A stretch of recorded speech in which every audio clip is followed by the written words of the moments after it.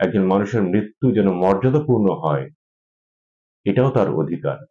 আমাদের শ্রদ্ধা স্যাররা এরকমও বলেছেন যে আমাকে মৃত্যুর সময় তোমরা আমাকে আইসিইউতে নিও না। মৃত্যু ইউনিভার্সাল, সার্বজনীন। পৃথিবীর সকল প্রাণী একটা সময় গিয়ে তাকে মৃত্যুর স্বাদ গ্রহণ করতে হবে। তো তার এই মৃত্যু যে যাত্রা বা তার এই যে তিনি মারা যাচ্ছেন, এটাকে যতটা কম কষ্টের করা যায়।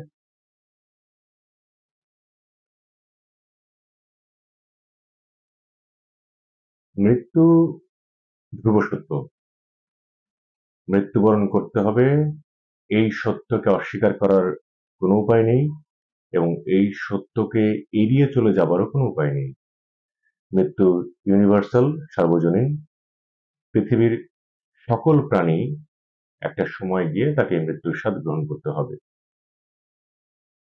কিন্তু একজন মানুষ হিসেবে, একজন মানুষ তিনি সারা জীবন কাজ করেছেন, পরিবারকে সময় দিয়েছেন, পরিবারের জন্য কাজ করেছেন, নিজের জন্য কাজ করেছেন, একটি ক্যারিয়ার তৈরি করেছেন, ব্যবসা করেছেন, দেশকে সেবা করেছেন, হয়তোবা সরকারি কোনো সার্ভিসে ছিলেন বা বেসরকারি কোনো সার্ভিসে ছিলেন, যেটি হোক না কেন, একজন মানুষের যেমন মৃত্যুবরণ করতে হবে এ কথা সত্য, একজন মানুষের মৃত্যু যেন মর্যাদাপূর্ণ হয়, এটাও তার অধিকার।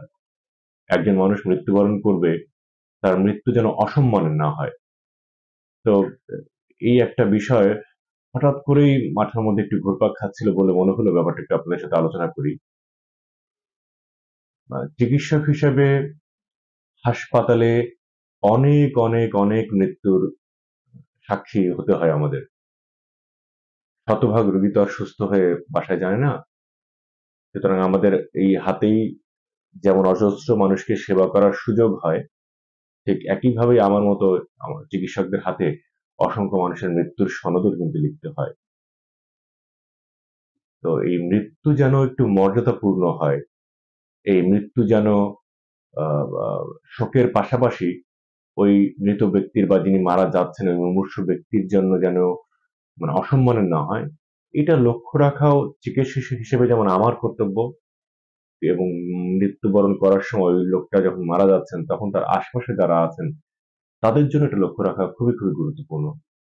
একজন মানুষ তিনি হাসপাতালে মৃত অবস্থা মুমূর্ষু অবস্থায় পড়ে আছেন, আমরা হয়তোবা অনুধাবন করতে পারি বা একটু অ্যাসেস করতে পারি যে তিনি হয়তোবা মারা যাবেন, অথবা তিনি এমন কোনো জটিল এবং কঠিন রোগে আক্রান্ত যে রোগের চিকিৎসা পেয়ে পেয়ে উনি এমন একটা শেষ অবস্থায় চলে এসেছেন যে আর পরবর্তীতে আর কোনো চিকিৎসা দেওয়ার হয়তো সুযোগ নেই, অথবা তিনি ক্যান্সারে আক্রান্ত, ক্যান্সারটা হয়তো অনেক দূরে অনেক অনেকখানি ছড়িয়ে গেছে, সারা শরীরে ছড়িয়ে গেছে, অ্যাডভান্সড স্টেজে চলে গেছে। তো আমরা তো আসলে বুঝতে পারি, শতভাগ ভবিষ্যৎবাণী করতে না পারলেও বুঝতে পারি যে আসলে এই রোগী তিনি মারা যাচ্ছেন, অচিরেই মারা যাচ্ছেন। তো তার এই মৃত্যু যে যাত্রা বা তার এই যে তিনি মারা যাচ্ছেন, এটাকে যতটা কম কষ্টের করা যায়, সেটা কিন্তু আসলে আমাদের লক্ষ্য রাখা উচিত এবং আসলে শুধু চিকিৎসক হিসেবে না, যেকোনো মানুষের মৃত্যুকেই কিন্তু আসলে এই সম্মানটা বা একজন মানুষ মৃত্যুবরণ করছেন, তার এই মৃত্যুটাকে ওই মানুষটার জন্য মর্যাদাপূর্ণ করা কিন্তু আমাদের খুবই, খুবই গুরুত্বপূর্ণ একটা বিষয়। আপনারা লক্ষ্য করলে দেখবেন যে যখন একজন মানুষ মারা যাচ্ছেন, তিনি যে ধর্মের অনুসারী হন না কেন, তো তাকে যেমন তিনি ইসলাম ধর্মের অনুসারী হন, তাকে জানাজা পড়ানো হচ্ছে। জানাজা পড়ানোর আগে তাকে গোসল করানো হয়। তাকে তার লাশটাকে সামনে রেখে আমরা পেছনে সবাই দাঁড়াই। তিনি যদি অন্য ধর্মের অবলম্বী যদি হিন্দু ধর্মের হন, তাকে যখন দাহ করা হয়, সেখানেও কিন্তু কিছু ধর্মীয় আচার অনুষ্ঠানের বিষয় আছে। তাকে ওই গোসল করানো হয়। অনেক সময় ঘি, চন্দন, হলুদ দিয়ে তাকে স্নান করানো হয়। একই জিনিস বৌদ্ধ ধর্মেও আছে, খ্রিস্ট ধর্মেও আছে এবং পৃথিবীর অন্যান্য যত ধর্মাচার আছে, সবখানেই কিন্তু একজন মানুষ যখন মৃত্যুবরণ করেন, তার যে অন্ত্যেষ্টিক্রিয়াটা বা তার যে শেষ কৃত্যটা বা তার যে শেষ কাজটা থাকে, সেটা কিন্তু যথেষ্ট ভাব গাম্ভীর্যের সাথে আসলে পালন করা হয় এবং ধর্মীয় রীতিনীতি মেনেই। এখানে কোনোভাবে রীতিনীতিগুলো কিন্তু ব্রেক করা হয় না। উদ্দেশ্যটা কি? উদ্দেশ্যটা হচ্ছে যে এই মানুষটার এই যে জীবনের শেষ দিনটা তিনি চলে যাচ্ছেন, তিনি এতদিন পৃথিবীতে ছিলেন, তিনি কাজ করেছেন, পরিচিতি তৈরি করেছেন, এতগুলো সম্পর্ক তিনি তৈরি করেছেন। তার এই সম্পর্কগুলোকে আসলে শ্রদ্ধা জানানো, তাকে শ্রদ্ধা জানানো, তার এই কাজটাকে সম্মান জানানো, এবং তিনি মৃত্যুবরণ করলেই যে তার স্মৃতি শেষ হয়ে যাচ্ছে না, এই সবকিছুকেই আর কিন্তু আসলে আহ সম্মান জানানো বা এই সবকিছুকেই ইন্ডিকেট করে কিন্তু আসলে এই এই বিশাল আয়োজনগুলো করা হয়। যার যেরকম সামর্থ্য আছে সে সেরকম সামর্থ্যের মধ্যেই করেন। তো এই যে এখন একজন মানুষ মারা গেলেন, তিনি অনেক সময় মৃত্যুকালীন সময় অনেক শেষ ইচ্ছা পোষণ করেন। অনেকে শেষ ইচ্ছা পোষণ করেন যে আমি আমার বাসায় মারা যেতে চাই। হয়তোবা তিনি অনেক জটিল এবং কঠিন রোগে আক্রান্ত আছেন। আমার অনেক রোগী আমি আমার জীবনে পেয়েছি, আমার চিকিৎসক জীবনে প্র্যাকটিসের সময় পেয়েছি যে তারা মারা যাওয়ার সময় জানে যে তারা মারা যাবে, অথবা জানে যে আর হয়তোবা তার হাতে সময় নেই। তো তিনি চান যে এই সময়টা তিনি তার বাড়িতে, তার যে চেনা পরিবেশ, তার যে সন্তান-সন্ততি, তার আত্মীয়স্বজন, তাদের মধ্যে কাটাতে চান। এটা আমরা অনেক পাই। অনেক রোগীদের আমরা কাছ থেকে এরকম অনুরোধ শুনেছি। আবার এমনও শুনেছি রোগীরা বলেছেন, "না আসলে আমি বাসায় যেতে চাই না। বাসায় গেলে আমাকে দেখে বাকিরা আরো বেশি আ শোকাবহ পরিবেশ তৈরি করবে। সেটা দেখে আমি আরো বেশি দুর্বল হয়ে যাব। এবং আমি আসলে আপনাদের চিকিৎসক, নার্সদের যে সান্নিধ্যে, এখানে থাকলে আমি একটু মনোবল পাই, শক্তি পাই।" তা আমরা তার সেই ইচ্ছাটা পূরণ করার চেষ্টা করি। আমাদের সীমাবদ্ধতার মাধ্যমে সেটা পূরণ করার চেষ্টা করি। আ আ আপনারা জানেন যে আমরা একটা অনেক বড় মহামারী প্যান্ডেমিক পার হয়ে এসেছি, এবং আ আমাদের বাংলাদেশে অনেক বড় ধনাঢ্য ফ্যামিলির সন্তান বা ধনাঢ্য ফ্যামিলির লোকজন, অনেক বড় শিল্পপতি বা অনেক প্রভাবশালী অনেক ব্যক্তিবর্গ তারা মৃত্যুবরণ করেছেন। তাদের আত্মার শান্তি কামনা করি। তারাও যখন এরকম মৃত্যুবরণ করেছেন, তারাও কিন্তু তাদেরই সেরকম শেষ ইচ্ছা ছিল যেগুলো আসলে তার পরিবার-পরিজনরা পালন করার চেষ্টা করেছে। আমরা এগুলো শুনেছি, আমরা নিজের চোখে অনেকটা দেখেছি। একজন বড় শিল্পপতি ছিলেন, আমি নাম বলব না। আ আ অনেকগুলো সংগঠন বা অনেকগুলো প্রতিষ্ঠানের তিনি যখন মৃত্যুবরণ করেন, তার শেষ ইচ্ছা ছিল যে তিনি আ হাসপাতালে যাবেন না কোনোভাবেই। হাসপাতালে কোনোভাবেই যাবেন না, তিনি তার বাসাতেই থাকতে চান। তো চিকিৎসকরা যেন তাদেরকে অনুরোধ করেছিলেন যে আ আ চিকিৎসক একটা টিম যেন বাসায় এসে তার সেবা দেয়। তো এরকম অনেকের শেষ ইচ্ছা থাকে। মৃত্যুবরণ যখন একটা মানুষ করে, তখন তাদের এই যে শেষ ইচ্ছা, এইগুলোকে কিন্তু আসলে মূল্য দেওয়া প্রচন্ডভাবে গুরুত্বপূর্ণ, এবং আমাদের চিকিৎসা বিজ্ঞানের একটা কথা আছে, অটোনমি। অর্থাৎ রোগ যাই বলুক, রোগীর অবস্থা যাই বলুক, আমাদের মেডিকেল সায়েন্স যাই বলুক না কেন, চিকিৎসক হিসেবে আমি যাই অনুধাবন করি না কেন, একজন চিকিৎসক হিসেবে তো রোগ সম্পর্কে আমার নিজস্ব একটা মূল্যায়ন আছে, একটা মন্তব্য আছে, একটা বক্তব্য আছে।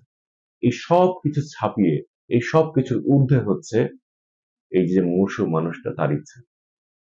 তিনি যেভাবে করে তার এই শারীরিক কষ্ট বা তার এই মৃত্যু যন্ত্রণাটাকে লাঘব করতে চান, বা আদৌ লাঘব করতে চান কিনা, এই সবকিছুকে মাথায় রেখে আমাদের এই চিকিৎসা পদ্ধতিটা সাজাতে হয়। এবং তার এই যে অন্তিম যাত্রা বলি বা জীবনের শেষ কিছু প্রহর বলি, যেটি হোক না কেন, এখানে তার যে ইচ্ছাটা, সেটাকে অবশ্যই গুরুত্ব দিতে হবে। তো আজকে আসলে হঠাৎ করে এই বিষয়টা নিয়ে মনে হলো একটু কথা বলি। মাথার মধ্যেই ঘুরপাক খাচ্ছিল এই বিষয়টা। এবং আমাদের করোনার সময়ে আমাদের আ অনেক বেশ কয়েকজন সিনিয়র শিক্ষক, আমাদের অধ্যাপক মৃত্যুবরণ করেছেন, চিকিৎসকরা মানে বিশেষজ্ঞ চিকিৎসক ছিলেন তারা। আমি অনেককে এমন চিনি যে তারা সেসব আমাদের শ্রদ্ধেয় স্যাররা এরকমও বলেছেন যে, "আমাকে মৃত্যুর সময় তোমরা আমাকে আইসিইউতে নিও না। মানে হাসপাতালে নিয়েছো, চিকিৎসা করো, তোমাদের যা চেষ্টা করার করো, কিন্তু তোমরা আইসিইউতে নিও না।" মানে আইসিইউতে নেওয়ার পরে ওই যে আমরা যে রোগীটাকে ভেন্টিলেটরে দেই, আমরা যে রোগীর গলার মধ্যে নল ঢুকাই, ইন্টিউবেশন করি, একটা এন্ডোট্রাকিয়াল টিউব ঢুকাই, এবং এটার ফলে রোগীকে কৃত্রিমভাবে বাঁচিয়ে রাখার একটা প্রচেষ্টা করি। এবং এই সময়ের মধ্যে রোগীর অবস্থার শারীরিকভাবে উন্নতি হলে একটা সময় আমরা নলটা খুলে দিই, রোগীরা কিন্তু বেঁচে যায়। এটা কিন্তু আসলে আইসিইউতে কিন্তু এভাবেই ক্রিটিক্যালি ইনজুরড যে পেশেন্ট গুলো থাকে তাদেরকে কিন্তু এভাবেই চিকিৎসা দেওয়া হয়। একটা জীবন মৃত্যুর মাঝামাঝি একটা খেলা চলে। তো আমাদের অনেক অধ্যাপককে আমি দেখেছি, শুনেছি, জেনেছি যে তারা আসলে বলেছেন আমাকে আইসিইউতে নিও না।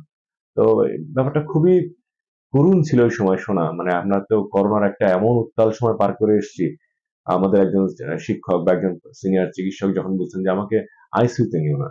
তোমরা যা চেষ্টা করো, কিন্তু আইসিইউতে নিও না। মানে আমাকে যদি সৃষ্টিকর্তা মনে করেন যে আমাকে মানে নিয়ে চলে যাবেন, তোমরা সেই চলে যাওয়াটাকে প্রলম্বিত করো না। আমাকে নিয়ে যেতে দিও। তো এরকম হয়তোবা আমার অনেক রুগীও বা আমাদের অনেক রুগীরাও যারা আছেন তারাও হয়তো এরকম তাদের হয়তো কোনো ইচ্ছা আছে মৃত্যুকালের বা মৃত্যুর আগে সেই ইচ্ছাটা তিনি হয়তো বা কাউকে বলে গেছেন বা সেই ইচ্ছাটা হয়তো বা তার আশেপাশের মানুষজন জানেন। আমাদের একজন আমি শুনেছি আমার এক বন্ধুর চাচা ছিলেন। তিনি ইচ্ছা প্রকাশ করেছিলেন তিনি নামাজরত অবস্থায়, সেজদারত অবস্থায় তিনি মৃত্যুবরণ করতে চান। এবং এই ইচ্ছাটা তার বহু দিনের, বহু বছরের তার ইচ্ছা ছিল। এবং সৃষ্টিকর্তার কি অপার কৃপা, তিনি সেই কোনো একদিন নামাজের সময় তিনি এই যে সেজদায় দাঁড়িয়েছেন বা উপর হয়েছেন, সেখান থেকে তিনি আর ফিরে আসেননি। তিনি ক্রিটিক্যালি ইনজিউরড ছিলেন। তার একটা অ্যাডভান্সড ডিজিজ ছিল। নাম পরিচয় গোপন রাখছি। কিন্তু তার সেই ইচ্ছাটা পূর্ণ হয়েছে। অনেকেই চান আমার বেশ কয়েকজন আত্মীয়-স্বজন আছেন, তারা চান যে তারা সারা জীবন কাজ করেছেন, বড়, বড় পদে ছিলেন, প্রচুর অর্থ সম্পত্তির মালিক হয়েছেন। কিন্তু তারা চান যে তাদের শেষ বয়সটা তারা গ্রামে কাটাতে চান। একদম গ্রামে নিরিবিলিতে যেখানে একদম কোনো মানে বিজ্ঞান প্রযুক্তির কোনো স্পর্শই থাকবে না। মানে একদম আ কোনো রকম বিশেষজ্ঞ সেবার বাইরে, কোনো রকম আধুনিক আধুনিকতার স্পর্শের বাইরে তারা সেই সময়টা একদম নিরিবিলিতে তারা সেখানে কাটাতে চান। তো এই বিষয়গুলো আজকে ভাবছিলাম। তো আমি নিজেই মনে, মনে ভাবছিলাম যে আমার এরকম মৃত্যুকালীন সময়ে একটা সময় তো চলে যেতে হবে আমাকেও। এরকম মৃত্যুকালীন সময়ে আমার কোনো ইচ্ছা আছে কিনা? আমি চাই কিনা যে আ কোথাও থাকতে চাই বা কোনো একটা নির্দিষ্ট কাজ করতে চাই। আমি আসলে সারা জীবন আমরা যারা চিকিৎসক আছি, আমরা সারা জীবনই আ হাসপাতালে কাটাই। তো আসলে মেডিকেল কলেজে পড়ার সময় থেকেই তো হাসপাতালে সেই ক্যাম্পাসে বেড়ে ওঠা। সেখানে রোগীদেরকে দেখা, রোগী দেখতে, দেখতে বড় হওয়া, রোগী দেখতে, দেখতে ডাক্তার হওয়া, আবার সেই রোগী দেখতে, দেখতেই ডাক্তার, ছোট ডাক্তার থেকে বড় ডাক্তার হওয়া, বিশেষজ্ঞ ডাক্তার হওয়া।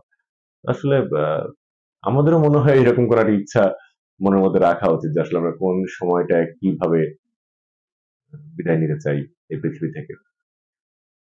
তো আজকে হঠাৎ করেই জানি না কেন এসব বিষয়ে কথা বলছি। আ আমার মনে হলো যে আসলে আমাদের অনেক রোগী তো থাকেন। আমি একজন সার্জারি বিশেষজ্ঞ এবং সার্জারি বিশেষজ্ঞ হিসেবে অনেক টার্মিনালি ইল পেশেন্ট একদম শেষ অবস্থায় এসছেন এরকম অনেক ক্যান্সার আছে যাদেরকে আমরা হয়তোবা সার্জারি করেছি, কেমোথেরাপি দেওয়া হয়েছে, রেডিওথেরাপি দেওয়া হয়েছে, সার্জারিও করা হয়েছে, তারপরও হয়তোবা রোগীটাকে সুস্থ করা যায়নি। হয়তোবা এটা এতটাই ছড়িয়ে গিয়েছিল রোগটা বা এতটাই জটিল আকারে ধারণ করার পরে আমাদের কাছে এসছেন যে আমরা হয়তোবা তাকে এই বেঁচে থাকার যে সুখবর এটা বা বেঁচে থাকার যে যে যে তার যে ইচ্ছাটা ছিল সেটা হয়তো পূরণ করে দিতে পারিনি। আমরা বুঝতে পারছি রোগীটা আস্তে, আস্তে ধীরে, ধীরে মৃত্যুর দিকে যাচ্ছে। রোগীটা ধীরে, ধীরে তার শারীরিক শক্তি হারিয়ে ফেলছে। বেঁচে থাকার যে স্পৃহা সেটা তার তখনও বেঁচে আছে। তখন রোগীরা আমাদেরকে জিজ্ঞেস করেন অনেক সময় যে, "ডাক্তার আমরা আর কতদিন বা আমি আর কতদিন বাঁচবো? বা ডাক্তার আমি কি বাসায় যেতে পারবো সুস্থ হয়ে? ডাক্তার আমি কি হাসপাতাল কখনো ছাড়তে পারবো?" তো অনেক সময় রোগী বলে, "ডাক্তার যদি মনে করেন যে আমি আর বাঁচবো না, যদি মনে করেন যে আসলে আমাকে নিয়ে আপনার আর কোনো আশা নাই আপনাদের, তাহলে আমাকে ছুটি দিয়ে দেন। আমাকে কিছু ওষুধপত্র লিখে দেন। বাসায় গিয়ে খাই। যতদিন থাকি একটু আমার চেনা মানুষ, চেনা পরিচিত মানুষগুলোর মধ্যে থাকি। ওই সময়টা না কিছু বলা যায় না। মানে আপনি আপনার চিকিৎসক হিসেবে আপনার পরিচয়, মেডিকেল সায়েন্স এর আপনার জ্ঞান সবকিছু হঠাৎ করে স্তব্ধ হয়ে যায়।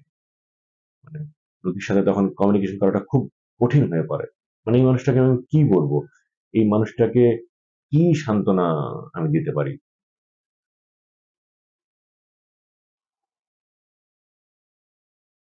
আমার হঠাৎ করে মনে হলো যে এই বিষয়টা নিয়ে একটু আমার মনের ভাবটা প্রকাশ করি। মাথার মধ্যে এই ভাবনা চিন্তাগুলো চলছিল। যে আসলে মৃত্যু তো ধ্রুব সত্য। মৃত্যু বরণ করতেই হবে সবাইকেই। একটা নির্দিষ্ট সময়ে সকলকেই এই জীবনের যে অধ্যায়, এটার সমাপ্তি করতে হবে। এবং সেই অধ্যায় যখন সমাপ্তি করব, তখন আমরা যেন আসলে এই মৃত্যুকালীন সময়ের যে মানুষটা, যিনি মৃত্যুর দ্বারপ্রান্তে এসে দাঁড়িয়েছেন, তার মৃত্যুটা যেন মর্যাদাপূর্ণ হয়। তার মৃত্যুটা যেন তার জন্য সম্মানের হয়। মৃত্যুর সময় তার ইচ্ছাগুলো যেন পূরণ করার চেষ্টা করা হয়। এগুলো যেন আমরা একটু খেয়াল রাখি। এগুলা চিকিৎসক হিসেবে, একজন সাধারণ মানুষ হিসাবে, একজন মানুষ হিসাবে আরেকজন মানুষের মৃত্যুকে মর্যাদাপূর্ণ করার দায়িত্ব আমাদের সবার। এবং এই দায়িত্বটা যেন আমরা পালন করার সময় একটুও পিছপা না হই।